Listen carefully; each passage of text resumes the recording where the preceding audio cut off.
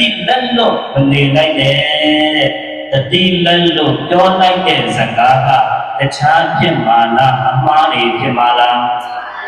တတိလက်လို့နဲ့လုံးလိုက်တဲ့အလုပ်တွေကတခြားဖြစ်မှာလားမကောင်းတာဖြစ်မှာလားမကောင်းတာဖြစ်မှာလို့တော့ဘာလို့ဒါကြောင့်တတိလက်လို့မနေနဲ့တတိနဲ့စာတတိနဲ့သွားတတိနဲ့အိမ်မဲ့ဆိုရင်တခြားဖြစ်မှာလားနိဗ္ဗာန်နဲ့ဒီမှာလားနိဗ္ဗာန်နဲ့ဒီမှာ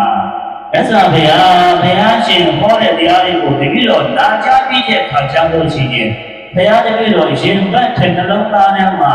အမြဲတမ်းသိထားပြီးတော့တဲ့မမိတ်မလျော့မပေါ့မဆတော့တတိနဲ့အပြန်ပြန်အထက်ထက်သုံးသက်စီခြင်းနေပါမယ်ဘုရားတဲ့ဘုရားကောင်းတို့ဦးဇင်းတို့လည်းပဲကိုယ့်ရဲ့ရင်နဲ့ကိုယ့်ရဲ့နှလုံးသားထဲမှာတရားနဲ့နာပြီးတိုင်းမှာ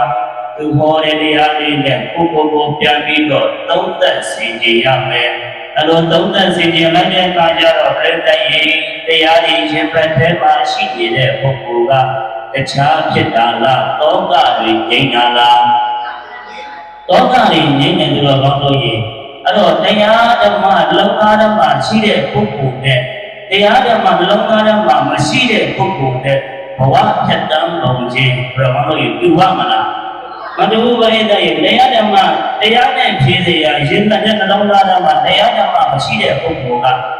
အစိုးရတဲ့တရား၄ပါးနဲ့ကြုံလာပြီဆိုရင်ဒီဘက်ကိုထုပြီးတော့ကာမဖြစ်ရနေရဲ့ငါမှကြုံရနေရဲ့ငါသားငါသမီးငါယောက်ျားငါဇနီးမှဖြစ်ရနေရဲ့ဆိုပြီးတော့တခြားဖြစ်ပါလားသောကဖြစ်ပါလားတခြားမရှိလို့လားတရားမရှိလို့လား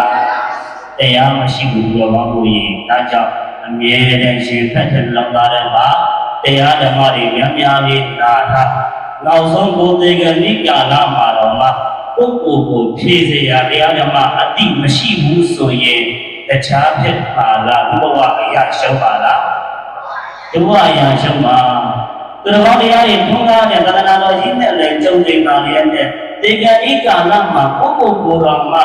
ဖြည့်စရာတရားဓမ္မမရှိဘူးသေမာကိုကြောက်ပြီးတော့အထိတ်တလန့်နဲ့သေသွားရတဲ့ပုဂ္ဂိုလ်ရဲ့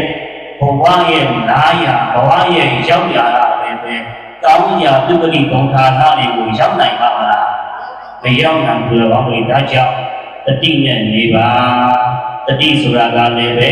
တရားထက်ကန်ရှိတဲ့ပုဂ္ဂိုလ်တွေရဲ့ရှင်ဖက်ထဲမှာသာလျှင်သိအောင်တဲ့အရာဖြစ်တယ်ဒါကြောင့်တတိနဲ့နေပါတဲ့